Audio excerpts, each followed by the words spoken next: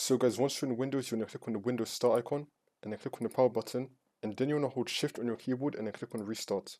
Make sure that you're holding on Shift, which will then bring us into here. Now, if you could not boot into Windows, the second way to get into here is you want to turn off your computer and then turn it back on again. You want to repeat this 3 times, and then when you see the Windows loading screen, which I'm going to show you right now how it looks like, you want to turn off your computer again. Turn it off from the power button, and then turn it back on again. Do this 3 times, and then it'll bring you to here. Now, once you're in here, you want to click on Troubleshoot, Advanced Options, and then Command Prompt. Now once you're in here, we're going to type in a bunch of commands. The first one is going to be bootrec space / fix mbr. Click on enter.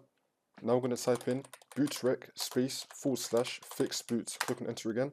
And now you're going to type in bcd edit space / export space c : / bcd backup, and click on enter. Now we're going to type in attrib space c : / boot /bcd space -h space -r space -s, and click on enter. Now we're going to type in ren space c : boot /bcd space bcd.old, and click on enter. Now we're going to type in bootrec space / rebuild bcd. Click on enter again. Wait for this to load. Now once you've done this, you want to type in y and click on enter. And now you want to type in exit and click on enter again. And now you want to continue on to Windows, and then horror should be fixed.